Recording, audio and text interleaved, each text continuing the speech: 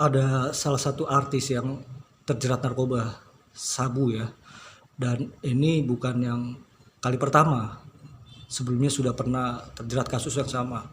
Nah, berbicara tentang hal perilaku dari seorang orang tuanya itu sendiri, nah ini kan akan berdampak kepada rumah tangga. Nah, dokter melihatnya itu seperti apa? Jadi kalau kita ada seorang penyalahguna narkoba, maka ada beberapa hal yang menjadi penyebabnya. Memang biasanya keseluruhan, tapi yang terutama jadi penyebabnya. Dan dalam hubungannya dengan rumah tangga, itu banyak sekali masalah latar belakang kepribadian dari orang itu sampai menyalahgunakan narkoba. Ini yang mempengaruhi bagaimana anak-anaknya nantinya hubungannya dengan anak. Misalnya dia stres, dia banyak masalah, maka otomatis pengaruh ke anaknya lebih jelek daripada misalnya dia hanya iseng menyalahgunakan dan juga hanya dalam jumlah kecil, maka pengaruh ke anaknya kan tidak terlalu besar. Jadi kita lihat kasus demi kasus dan ditinjau untuk dalam hubungan dengan anak, terutama masalah kepribadian orang itu, perilaku orang itu di rumah maupun di luar. Biasanya kan perilaku itu kan selalu baik ketika ada di rumah. Nah, ketika di luar rumah, perubahan pola pikir, perilaku itu kan akan berubah. Mungkin hampir semua orang juga tingkah lakunya berhadapan dengan pimpinannya juga berbeda, berhadapan dengan orang jalanan juga berbeda. Jadi itu memang variasi dalam hubungannya dengan peran orang lain itu terhadap dirinya. Jadi di sini bahwa ke anak juga terpengaruh lebih ke arah emosinya. Kalau emosinya terlalu terpengaruh, maka di situ pengaruh terhadap anaknya jelek. Tapi misalnya kalau betul-betul dia hanya karena ya demi untuk persahabatan, lalu menyalahgunakan hanya sedikit, maka pengaruh ke anak juga relatif lebih kecil kan, karena tidak ada latar belakang kepribadian yang terlalu negatif yang mendasarinya. Sebagai seorang artis ini kan yang selalu sibuk di layar kaca ya. Kalau artis, dia kita bayangkan pekerjaannya. Pekerjaannya adalah suatu pekerjaan di mana dia banyak diatur waktunya oleh orang lain. Misalnya, dia muncul jam berapa, padahal mungkin pada saat itu dia ngantuk. Dan harus tiba-tiba dalam penampilan yang bagus. Di situ terkadang dia tertarik untuk menyalahgunakan narkoba. Dengan menyalahgunakan, maka penampilannya jadi lebih baik. Maka dia lebih cepat populer daripada tidak menyalahgunakannya. Walaupun dia juga harus menyadari efek negatifnya. Begitu sudah dilepas, maka terjadinya gejala lepas narkoba. Ini dengan segala hal yang bertentangan daripada apa yang diharapkan. Tapi kita bayangkan, kalau dia memakai hanya pada pertunjukannya, awalnya tetap akan berhasil.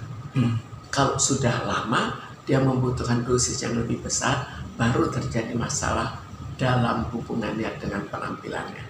Jadi sekarang kalau kita kembalikan pada keluarganya, kalau misalnya betul-betul hanya 2 kali dan ringan, sebetulnya pengaruhnya tidak terlalu besar. Itu di level artis kan tidak tergolong level parah. Lalu kita lihat bagaimana di rumah, apakah dia tetap banyak bergaul dengan anaknya.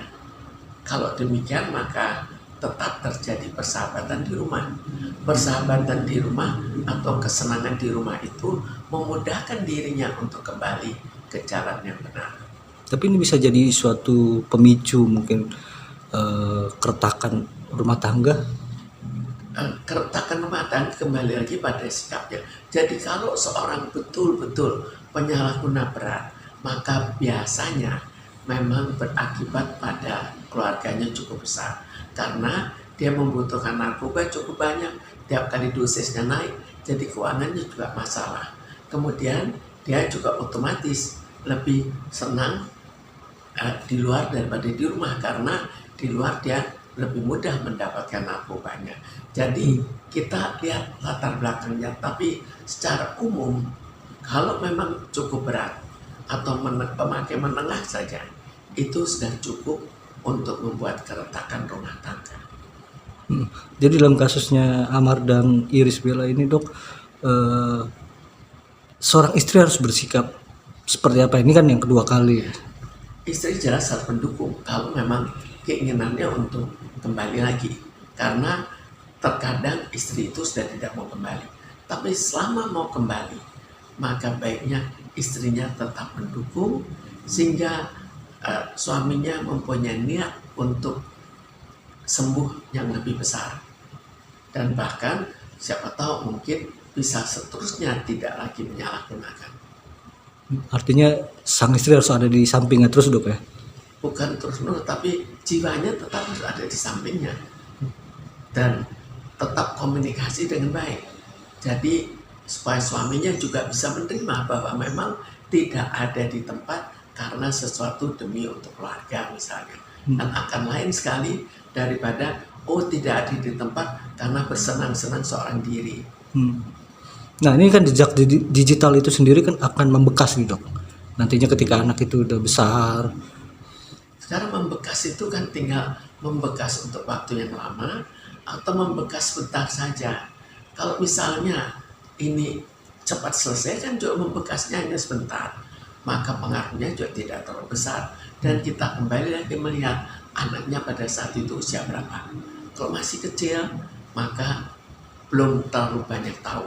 Kalau sudah sekolah, seringkali kawan-kawan sekolahnya ikut membuli dirinya, sehingga akhirnya membekasnya bukan karena ayahnya menyalahgunakan narkoba, tapi membekas di samping ayahnya menyalahgunakan narkoba, juga membekas karena dia dibuli-buli oleh kawan-kawannya.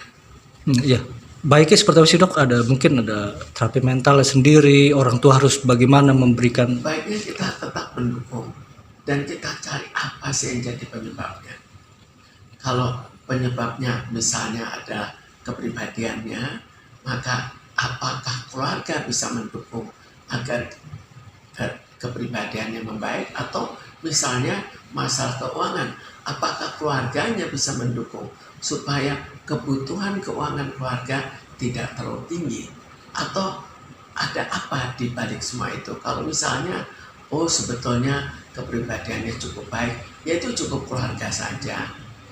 Tapi kalau misalnya lingkungannya, ya barangkali harus lebih sering diajak untuk bersama-sama sehingga mencegah lingkungannya untuk mengajak.